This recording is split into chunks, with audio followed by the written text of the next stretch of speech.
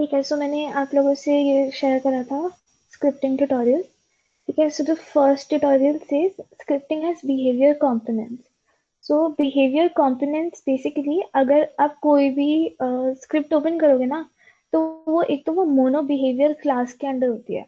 ये आपने देखा होगा कि हम जब सी प्लस प्लस में भी कोड करते थे तो क्लासेस में जब हम ऐसे लिखते थे तो दैट मेंट कि हम कोई पेरेंट का नाम या कुछ ऐसे दे रहे हैं कि ये पेरेंट क्लास है और ये चाइल्ड क्लास है, अगर थोड़ा बहुत आइडिया हो यूनिटी में नॉर्मल सी प्लस प्लस में कैसे करते थे।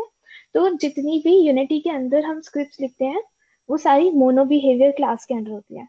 तो मोनो बिहेवियर क्लास से बेसिकली क्या मतलब है यहाँ पे कि सारी स्क्रिप्ट कुछ पर्टिकुलर बिहेवियर चेंज करने के लिए है। तो अब जैसे पहली बिहेवियर स्क्रिप्ट का एग्जांपल है input dot gate key down. Gate key down मतलब कि वो आपने कोई की प्रेस कर दिया, ठीक है, तो जैसे ही वो की डाउन होगी, वो प्रेस होगी, तो ये इनपुट लेगा उसका। तो input dot gate key down और की कोड है आर। तो जब मैंने आर की प्रेस करी तो वो मटेरियल कलर को रेड कर देगा। अब ये गेट कंपोनेंट है, ये भी मैं बताती हूँ। तो बेसिकली यहाँ पे यही तीन फंक्शन है कि जो की कोड आप उसको दोगे वो उसका कलर चेंज कर देगा। तो इस पूरी स्क्रिप्ट का क्या बिहेवियर है कि उसको कलर्स चेंज करने इनपुट लेके। तो इसलिए वो मोनो बिहेवियर का मतलब है कि every particular script has a particular behaviour. तो आई थिंक इसमें सिर्फ यही कवर हुआ था। नेक्स्ट ट्यूटोरियल जो है इसमें that is variables and function.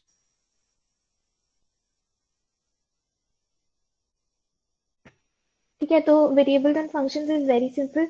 हमने मल्टीप्लाई बाय टू फंक्शन बना रखे हैं। हम वैसे ही जैसे सी प्लस प्लस जावा करते हैं वहां पे वेरिएबल डिक्लेयर करते हैं, यहाँ पे भी वैसे ही। बट यहाँ पे जो ये है ना, ये कैमल केस रखते हैं जनरली। तो अगर आप कोई भी यूनिटी डेवलपर को देखोगे ना, तो आई थिंक इसको कैमल केस ही कहते हैं कि पहला वाला स्मॉल होता है, उसके नेक्स्ट से बड़ा वाला होता है, ऐसे ही लिखते हैं। और जितने भी नॉर्मल फंक्शंस होंगे उनका मेरे को इस केस का नाम नहीं याद आ रहा, तो उनका ये वाला पर्टिकुलर केस होता है। तो every function has been named in this kind of case कि every word has like a capital letter, and in the camel case the first word has a small letter and उसके बाद capital letters है। so variables are declared like this, functions are declared like this। I don't think मेरे को इसमें ज्यादा आगे जाना पड़ेगा डीप में बिकॉज हम सबको कोडिंग आती है।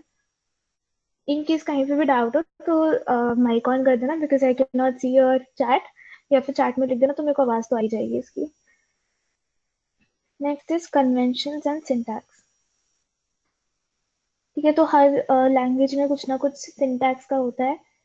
तो ये basic debug dot log, debug मैंने अभी तक कवर नहीं करा। तो बेसिकली जब हम ऐप को ही टेस्ट कर रहे होते हैं, तो since we are working in AR, तो एआर टेस्ट करने के लिए हमेशा हमें उसको बिल्ड करना पड़ता है। बट अगर आप कोई बेसिक गेम टेस्ट कर रहे हो जैसे रोलर बॉल होगी, तो रोलर बॉल में हमें चेक करना है कि हमारा कोलिजन डिटेक्ट हुआ कि नहीं। तो debug डॉट लॉग बेसिकली एक कंसोल में आता है कि हाँ ये चीज चेक हुई है, ये हुई है। तो ये क्या करता है, ये हमारी डेवलपमेंट में हेल्प करता है। So when I was making a game temple run, तो टेम्पल रन वाला एस्थेटिक मैंने पूरा कॉपी करा था। तो अब मुझे समझ नहीं आ रहा था कि इफ मेरा स्टोन उससे कोलाइड हो रहा है कि नहीं हो रहा, तो मैंने उसमें इस ट्रिगर फंक्शन डाल रखा था। आपने आई थिंक इस ट्रिगर या इस कोलिजन वाला यूज करे रोल बॉल में। तो जो इस ट्रिगर वाला फंक्शन था, तो जैसे ही वो ट्रिगर होता था तो मैं वहां पे लिख देती थी कि हैज बीन ट्रिगर्ड। तो मैं ट्रिगर फंक्शन किस लिए यूज करी थी, क्योंकि जब वो टेम्पल रन में एंडलेस पाथ होता है, पाथ आगे बढ़ते बढ़ते अपने आप लंबा होता जाता है ना, तो वो पाथ को लंबा करने की ऑब्जेक्ट थी।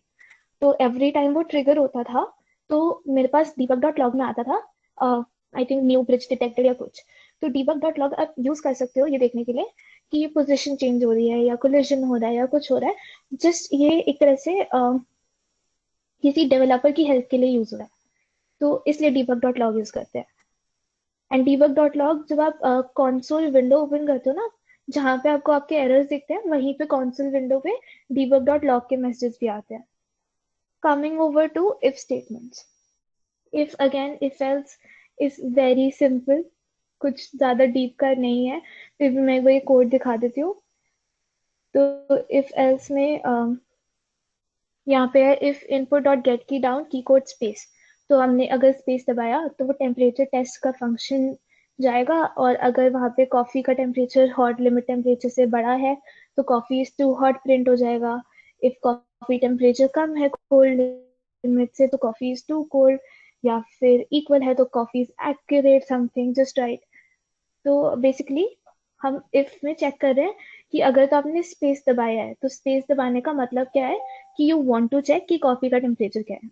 तो बहुत सिंपल सा ही हुआ ये। आई डोंट थिंक मुझे इससे ज्यादा डीप में जाना पड़ेगा इफ स्टेटमेंट्स के। कमिंग टू लूप्स, लूप्स भी यहाँ पे भी सिमिलर लूप्स यूज होते हैं। For loop, for int i equal to 0 i less than number of enemies i plus plus। अगर कभी भी लगे कि मेरी पेस थोड़ी ज्यादा है या कुछ ना समझ आए तो बता देना, बिकॉज ये तो बहुत बेसिक ही है, जब अगर थोड़ा सा कॉम्प्लेक्स जाएगा तो मेरे को रोक देना। Coming over to while loop again, cups in the sink is greater than 0 I wash the cup, minus minus। then there is do while loop, same C++ वाला ही है। Then there is for each loop, for each loop भी हम use करते हैं C++ में, but इतने ज्यादा लोग उसको यूज नहीं करते, तो फॉर ईच लूप एक बार बता देती हूँ। तो फॉर ईच लूप में basically same as for loop, जैसे कि हमारे पास एक स्ट्रिंग्स ये है एरे, राइट, स्ट्रिंग्स का एरे है। तो ये क्या करेगा कि फॉर ईच स्ट्रिंग आइटम, तो बेसिकली वो स्ट्रिंग्स के एरे में एवरी पर्टिकुलर एलिमेंट को जाएगा। तो जैसे हम for int i equal to 0 करते थे, तो item is basically our iterator, तो वो जाएगा कि आइटम इन स्ट्रिंग्स। एक सेकेंड यार, वृत्तिका गोयल कौन है?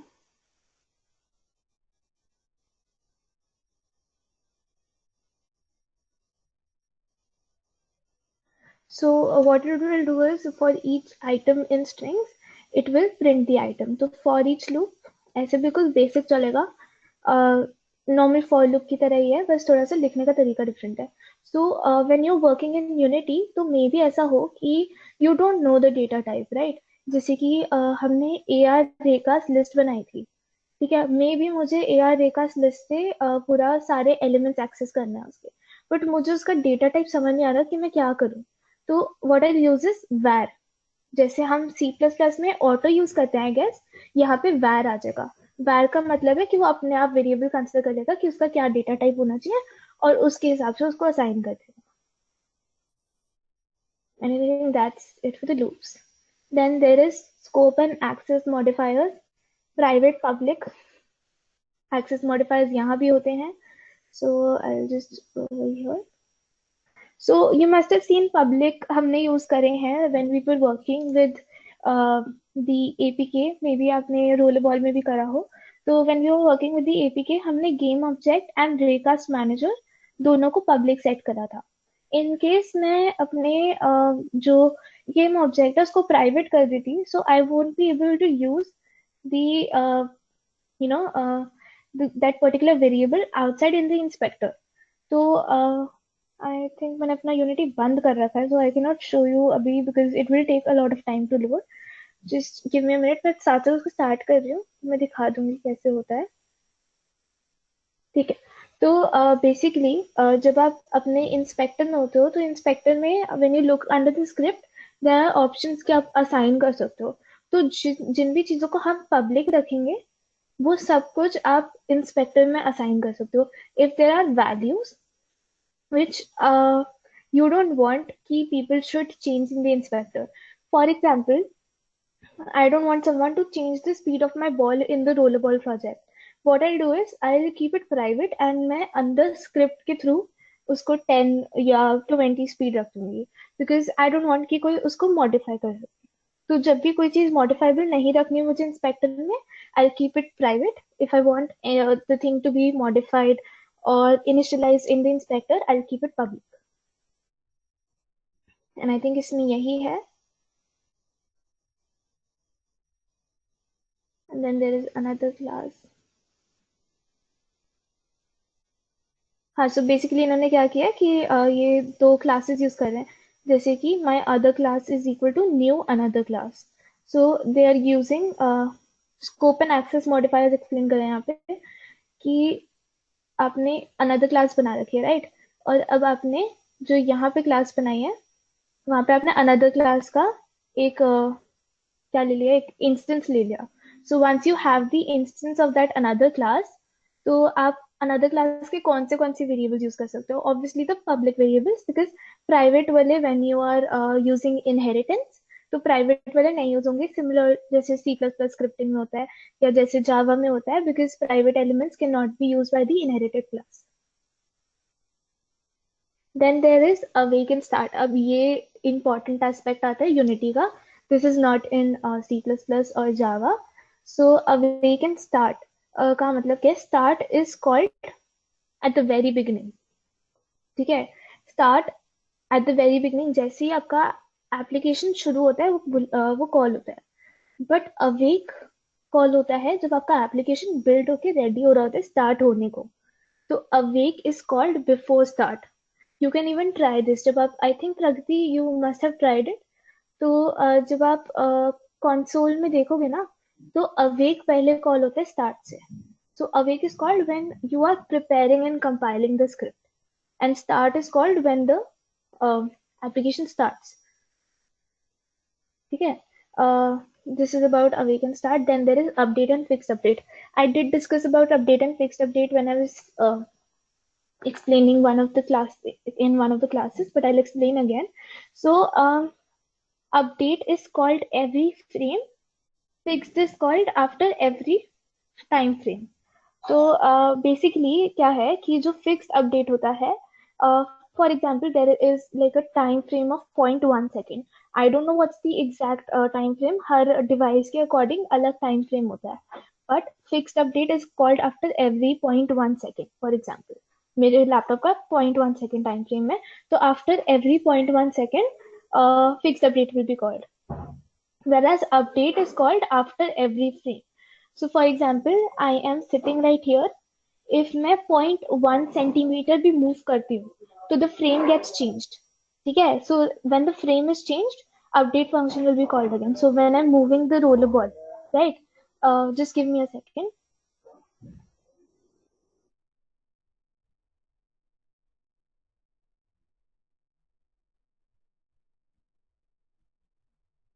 Okay, sorry. So when I am using update function, so when we were using the rollerball game, right?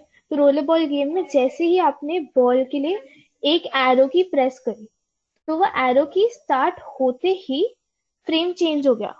Frame change हुआ तो वो अगेन अपडेट फंक्शन कॉल होगा. तो विद एवरी सेकेंड या with every change in frame, the function will be called again. That's update. Fixed update is after every very particular time interval. So जो ये delta time है ना, delta time is basically the difference between the two timings. Delta is जो जैसे हम physics में notation, एक second यार, सॉरी guys.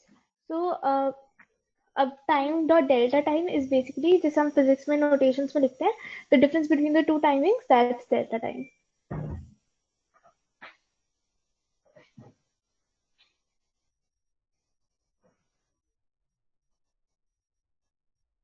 अब next is vector maths. Vector maths is basically जो आई थिंक इसके अंदर वेक्टर्स यूज होते In हैं, इसके game साथ कोई development, कोड नहीं है.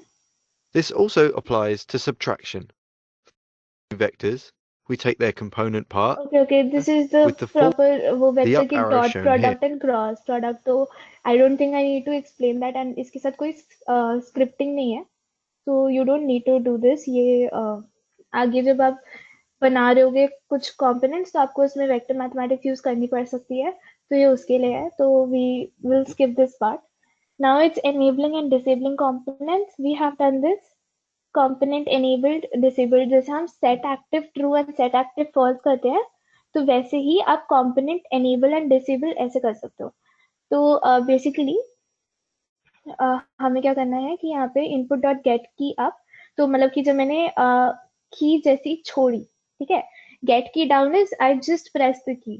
जैसे ही when it's written get key up, that means I just left the key. तो when I've left the key and get key up है, तो जो enabled है, अगर तो मेरी की enabled नहीं है तो वो enabled हो जाएगी. if मेरी की enabled है तो वो डिसेबल हो जाएगी। Make sense? That's what this is going to do. Another way of doing it is set active true and set active false. So I prefer the set active one, but आप किसी भी तरह कर सकते हो. There is no problem. Then Dikshita, there, ये हाँ जो जी, वर्ड अपडेट में थोड़ा सा ये स्टेटमेंट भी बता दे, एक बार क्लियर कर दो, अच्छे से क्लियर नहीं है।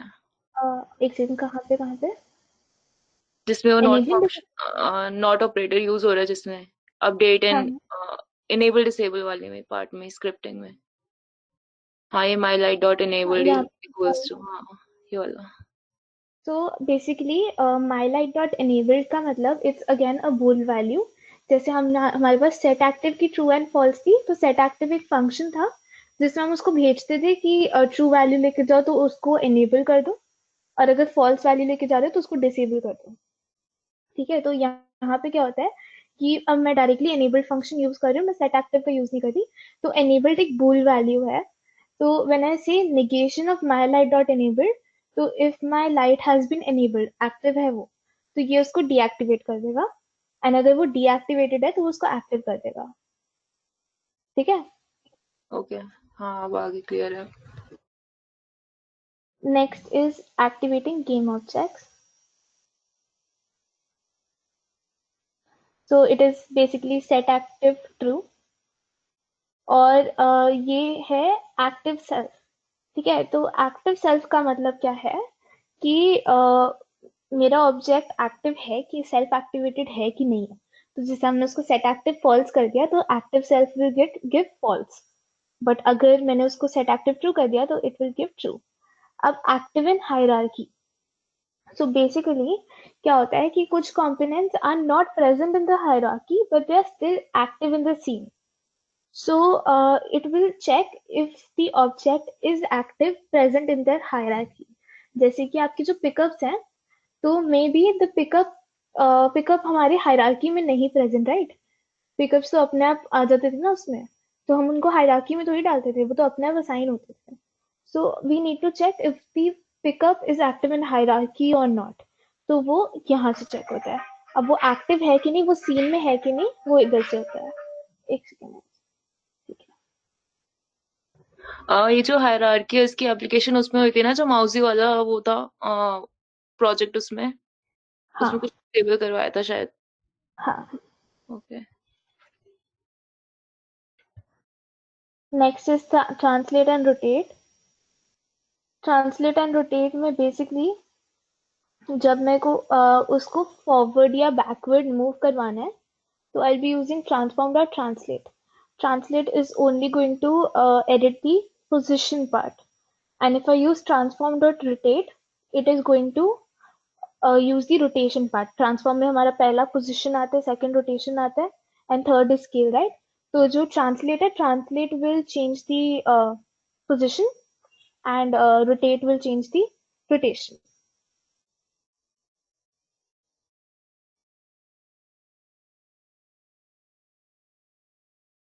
नेक्स्ट आता है लुक एट। तो यहाँ पे ऐसे क्या करना है, जब हमने अपना एपीके बनाया तो हमारे एपीके में हमने अपने जो माउस था या आपने जो भी अपना कैरेक्टर डिजाइन किया था, तो वो कैरेक्टर को कहाँ देखना है वो हमने उसको पोजीशन दे रखी थी, right? If I want that particular object to look at me as soon as I start, तो मैं क्या करूंगी, transform dot look at target में मैं उसको एआर कैमरा दे दूंगी। ठीक है, तो क्या होगा, मैंने यहाँ पे करा पब्लिक ट्रांसफॉर्म टारगेट। ठीक है, इस ट्रांसफॉर्म टारगेट में मैं उसको एआर कैमरा का ट्रांसफॉर्म दे दूंगी, और मैंने अपडेट में करा कि transform dot look at target.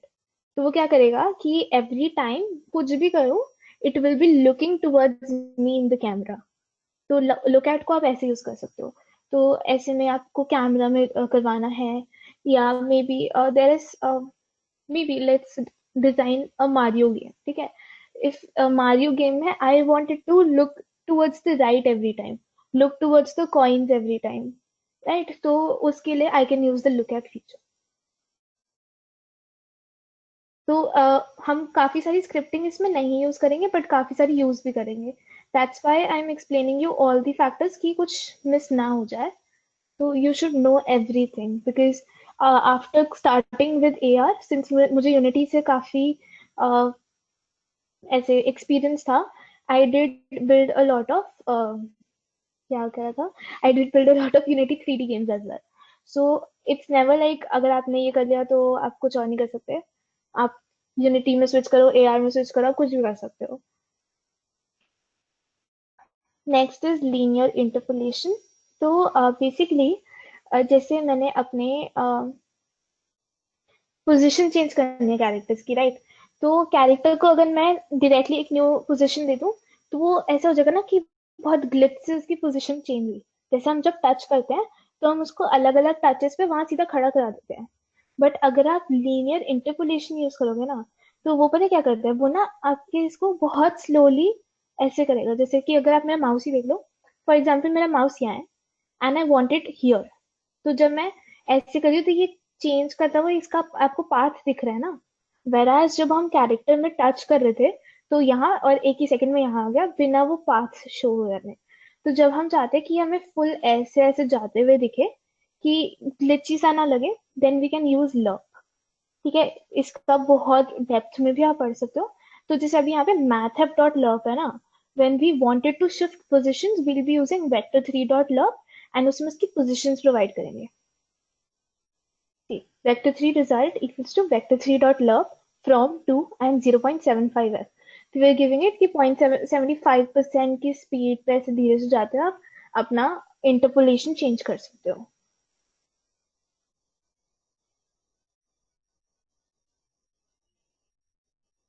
And this is very important to make your application look as realistic as possible. Even though मैं आज cover कर रही हूँ, but I would recommend you guys to actually go through all of this. ये क्या हुआ, इसने नीचे से फर्स्ट वाला शुरू कर दिया.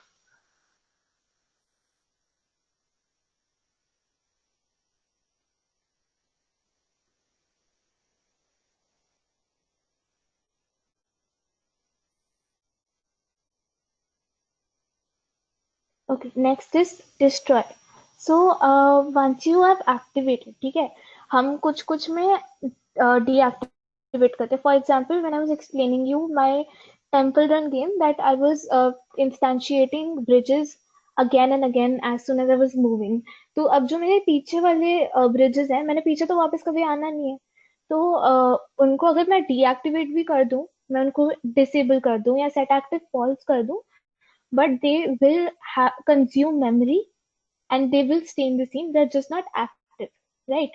So when I want them to just go away from the scene, I can use destroy. So destroy means that the object does not exist any longer. It is not in hierarchy, it is not in the scene, it is nowhere. That's what destroy can do.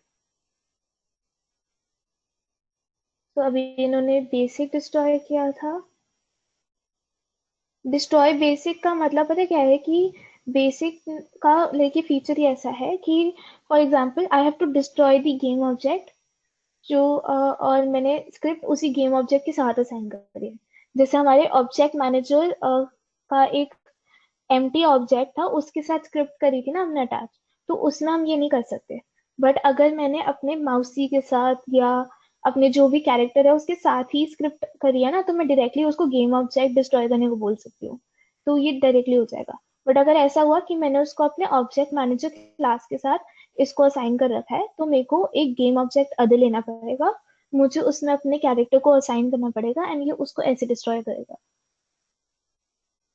Again then destroy component. So जब हम inspector में देखते हैं तो inspector में there is material, there is mesh renderer, there is collider. I think I covered renderers and stuff. So basically, when I need to delete a particular component, I don't want the entire thing to go away. I want to delete a particular component. I can destroy get component mesh renderer. Yeah, I can destroy get component material.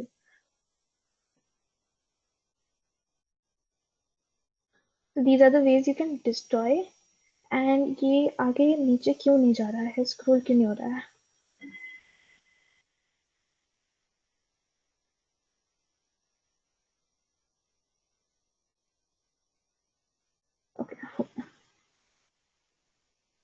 Next is get button and get key. So आपने देखा get key down on mouse down. So basically, I'll go to the get key down. So it is a function which is used with the input class.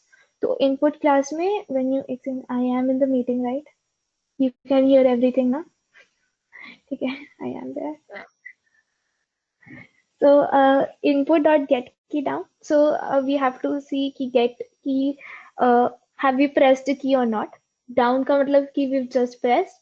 तो हम उसका key code मांग सकते हैं. Key code is another let's say class and उसका function नहीं है, उसके अभी variables है space. तो space RAWSD कोई भी keys you need to अगर तुम up या down लिखते हो यहाँ पे then those are the arrow keys. So you can get the key code and you can check if the key has been just pressed. If the key is held, तो मतलब कि आपने दबा के छोड़ दिया key को, then there is get key.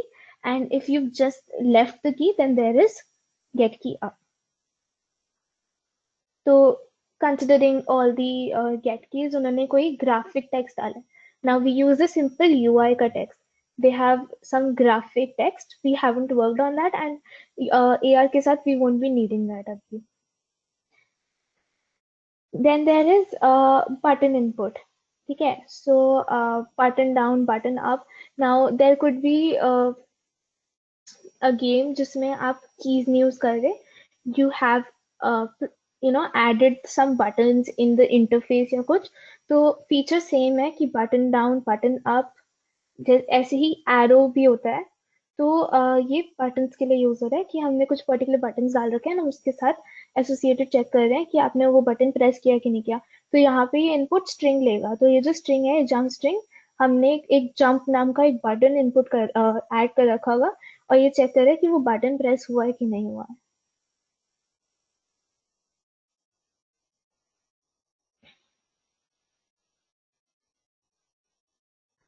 अब नेक्स्ट एक और चीज, इसमें माउस क्लिक के लिए कौन सा यूज होगा? माउस क्लिक जैसे उससे भी जैसे कुछ करना हो हमें. On mouse down and on mouse up होता है आई गेस. अभी वो आना है इसमें. ओके. या है इसमें अभी ऑन माउस. अब ये गेट एक्सेस हम जैसे आई थिंक तुमने गेट एक्सेस यूज करा है ना. यूज करा था गेम में. शायद नहीं, याद नहीं. नहीं, आई थिंक ये रोलेबॉल में यूज हुआ था बेसिकली कि ये गेट उसका जो हॉरिजॉन्टल एक्सिस है. तो अब जैसे अभी पर्टिकुलर मैं ओरिजिन पे नहीं बैठी. सपोज मैं ही कैरेक्टर हूँ, ठीक है, मैं ओरिजिन पे नहीं बैठी. तो मेरा हॉरिजॉन्टल एक्सिस कौन सा है अब वो मुझे नहीं पता ना, बिकॉज हो सकता है कि मैं 90 डिग्री रोटेटेड हूँ. तो जो किसी दूसरे ऑब्जेक्ट के कॉरेस्पॉन्डिंग वर्टिकल एक्सिस हो वो मेरे अकॉर्डिंग हॉरिजॉन्टल एक्सिस है. Right, so we have to get the associated horizontal axis and उस axis के according आप उसको left right आगे पीछे जैसे move करवाना है आप वैसे करवा सकते हो. अब raw axis, अब जैसे इसने कोई defined axis लिया, raw axis भी अलग होता है. Then there are dual axis. ये सारा physics part आती है which we don't generally use, but एक idea होना चाहिए कि वो कैसे होता है. जैसे मैंने कभी यूज नहीं करा बट अभी मैं तुम्हें पढ़ा रही हूँ तो मुझे याद आ रहा है कि हाँ ऐसे ऐसे मैंने कुछ सुन रखा था.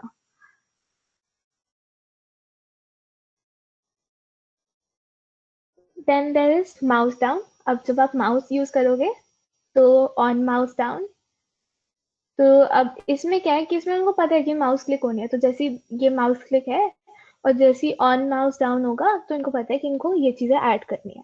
तो फॉर एग्जाम्पल हमने एक गेम करा है जिसमें आपने जैसे माउस पे क्लिक करा तो वो शूट होएगा, राइट. या फिर हमने उस पे शूट होगा और हमने एक माउस की पोजीशन नोट कर ली. तो माउस की उस पर्टिकुलर पोजीशन में हमने बबल शूट करा. तो माउस क्लिक ऐसे यूज हो सकता है.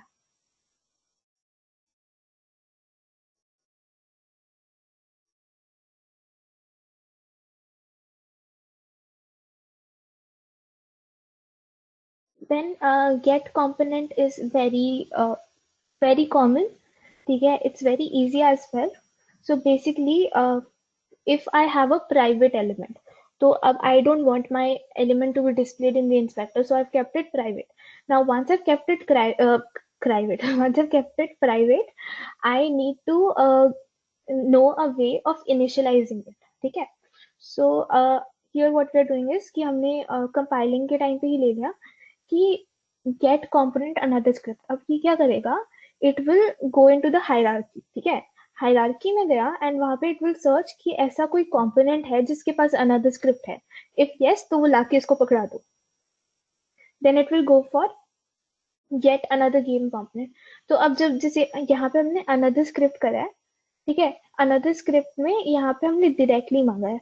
तो बेसिकली जिस पर्टिकुलर ऑब्जेक्ट के साथ ये एसोसिएटेड है, अनदर स्क्रिप्ट वहीं पे कंपोनेंट अवेलेबल होगा.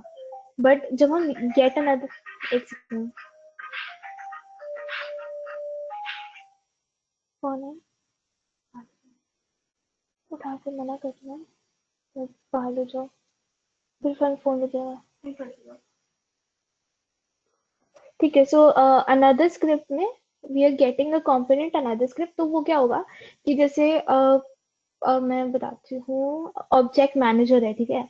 ऑब्जेक्ट मैनेजर में अब मैंने वहीं पे उसी क्लास के अंदर लिखा हुआ है कि मुझे ऑब्जेक्ट मैनेजर ही ला के दो, ठीक है. तो वो तो उसी स्क्रिप्ट से एसोसिएटेड है ना, उसी स्क्रिप्ट के साथ कनेक्टेड है, तो उसके लिए मुझे ढूंढना नहीं पड़ेगा. बट व्हेन आई से other game object dot gate component, तो मैंने उसको एक गेम ऑब्जेक्ट दे रखा है कि मे बी ये मेरा पर्टिकुलर कैरेक्टर है. अब go to the other game object and उसका अनदर गेट अनदर स्क्रिप्ट ले आओ या उसका बॉक्स कोलाइडर ले आओ. तो यू कैन एसोसिएट दिस कि इस पर्टिकुलर गेम ऑब्जेक्ट का ये कंपोनेंट लेके आओ, और आप वो गेम ऑब्जेक्ट पब्लिकली उसको असाइन कर सकते हो, पर आप वो कंपोनेंट्स असाइन नहीं कर रहे हो, just to know data encapsulation के लिए. तो जैसे ऊप्स में वी स्टडी डेटा इनकैप्सुलेशन, कुछ particular data we need to hide. तो ऐसे में you have to hide the components that you are taking just to make it look professional. Where यहाँ पे जो ऑब्जेक्ट है you don't mind showing it off. तो you showing कि हमने एक अदर गेम ऑब्जेक्ट ले रखा है और अब इसके एसोसिएटेड जो भी स्क्रिप्ट कंपोनेंट या बॉक्स कोलाइडर कंपोनेंट है वो मुझे दे दो, ठीक है. तो this is how you can use get component. अब मे बी ऐसा हो कि I need to get a component but वो उसके चिल्ड्रन में प्रेजेंट है, तो there is a function get component in children. तो वो क्या करेगा, और अगर जैसे यहाँ पे आपको एरे लेना है, तो एरे में मल्टीपल कंपोनेंट्स आएंगे ना, तो ये गेट कंपोनेंट्स बन जाएगा. अब जैसे अगर मुझे उसकी चाइल्ड ऑब्जेक्ट से लेना है, तो I write get component in children, तो उसके चिल्ड्रन में जाके वो कंपोनेंट ढूंढेगा. ये इन्होंने स्क्रिप्ट्स प्रोवाइड कर रखे जिससे कि पता लगे हमें कि हम इससे रेफरेंस ले रहे हैं.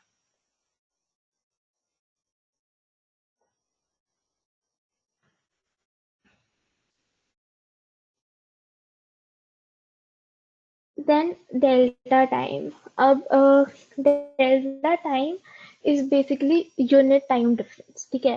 तो जब जैसे यहाँ पे देखो काउंटडाउन 3 सेकेंड्स का है, 3f 3.0f 3 फ्लोट वैल्यू है, 3 सेकेंड्स का we are taking a countdown. So every time it will subtract it from time dot delta time. तो बेसिकली वो यूनिट टाइम में काउंटडाउन लगाएगा.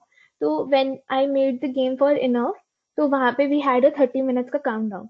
So every time I was reducing it by 1 second by 1 delta time.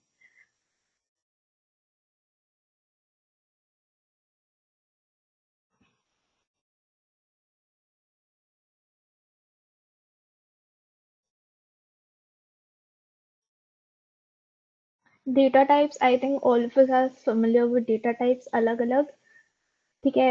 मैं थोड़े से explain कर देती हूँ. Vector 3 position.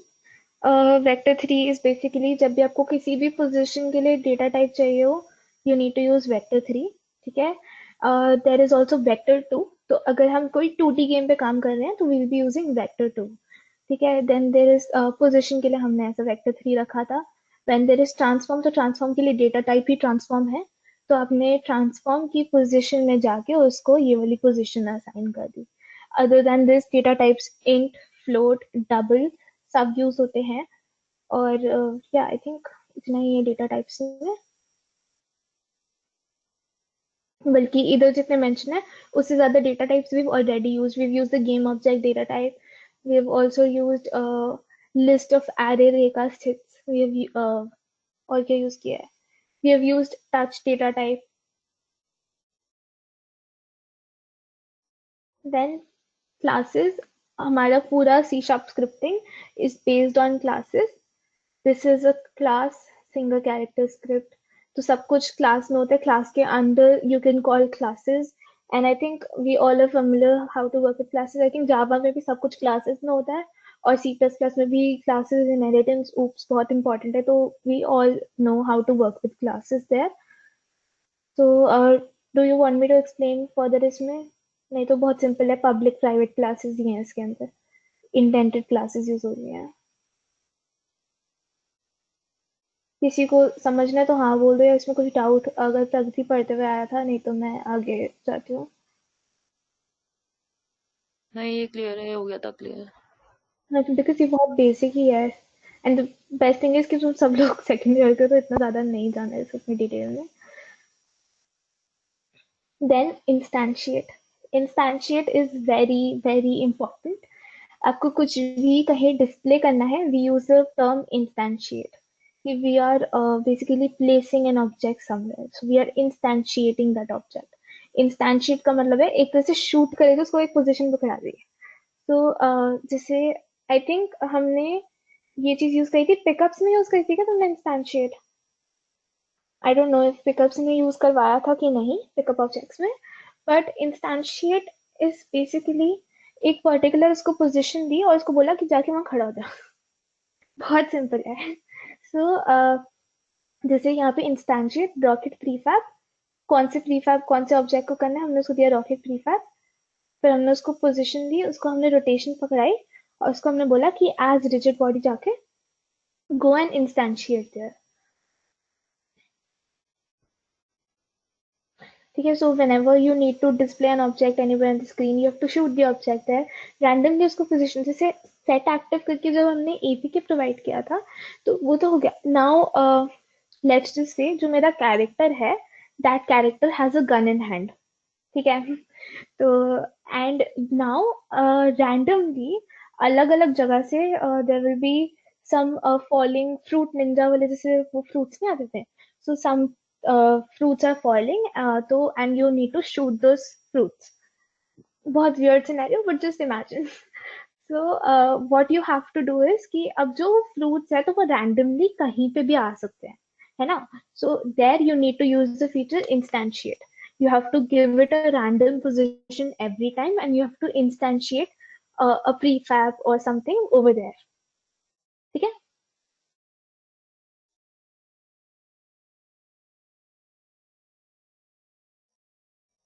I don't think I need to explain this, but still simple. जैसे हमारे नॉर्मल सी में जावा में जैसे एडेड होते हैं, बस यहाँ पे तुम लोग प्लेयर्स के साथ यहाँ नहीं करोगे.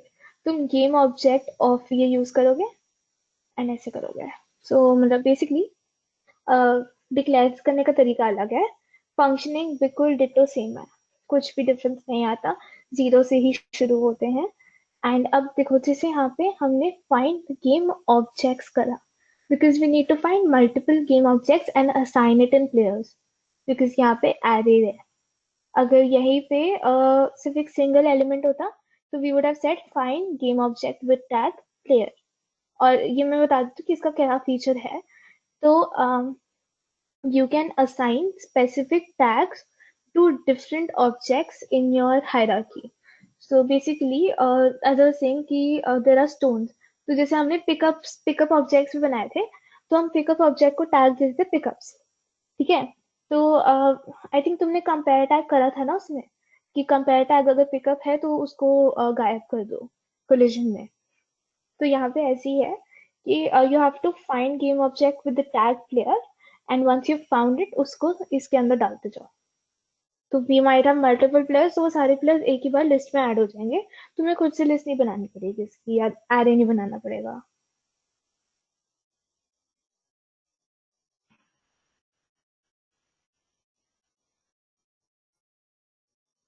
Then there is invoke. Invoke, just as the name suggests, you can invoke a particular क्या कहते हैं function.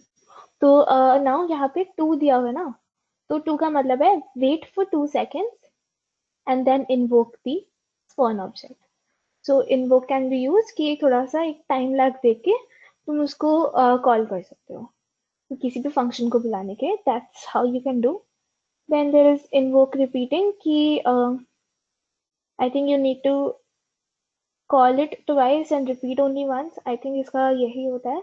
Otherwise you can just look in the documentation. थोड़ा सा maybe अगर difference हो. But as far as I remember, जो first चीज तुम input करते हो, that's the number of that's the time you have to wait. And the other one, नहीं, sorry, I got confused. So when I write invoke comma 2, I mean invoke it twice. And when I say invoke to 1, I say invoke it twice, but with a time lag of 1. I think this is how it works. एक बार still जब आप video देखोगे तो आपको clear समझ आ जाएगा. Maybe I am confusing you again. तो वो वीडियो देख लेना. Enumeration is again same as C++. I think I studied it in 11th or 12th. मैंने इसमें देखी है कि नहीं मुझे याद नहीं है.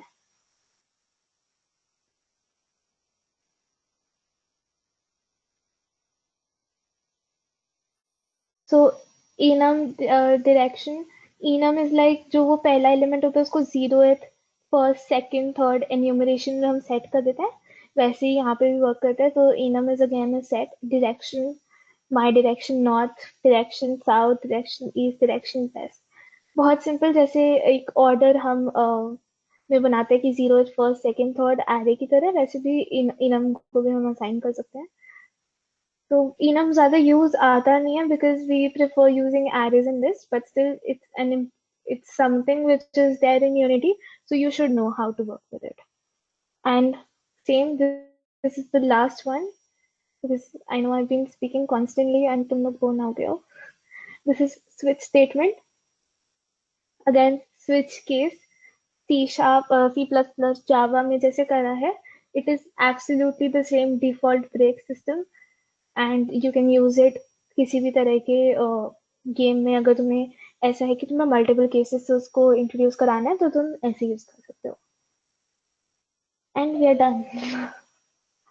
तो अभी किसी को किसी भी पर्टिकुलर चीज में डाउट है, बिकॉज मैंने बेसिकली तुम्हारा सब कवर कर दिया है. In case you want to go and watch the videos, because काफी हद तक आई थिंक मैंने एक्सप्लेन कर दिया. बट कुछ कुछ चीजों की आई एक्सप्लेन टेल यू कि इंस्टेंशिएट की वीडियो देखना, ठीक है. एक बार ये गेट बटन्स, गेट की डाउन्स, इनकी वीडियो देखना. Definitely watch enumeration because I think मैंने कुछ गड़बड़ बताया है. एंड इनवोक भी. And go for vector maths because vector maths बस एक बार तुम्हें कॉन्सेप्ट वेक्टर मैथ्स का एक्सप्लेन कर देगा यूनिटी में कैसे यूज होता है, दो we don't use it. In case you guys have missed तो तुम ऐसे जाके ये पर्टिकुलर वीडियोस देख सकते हो. But I would still recommend follow the entire tutorial because it's not just, it's around 3 hours. But if you watch it once, you will never forget it. Because मेरे को भी देखे हुए around I think 9-10 months हो गया. But I have not forgotten it. मैंने directly जाते जाते तुम्हें सब बता दिया. So definitely go and watch it. And I think that is it. अगर कोई doubts है तो मुझे बता दो. I'll just stop the recording.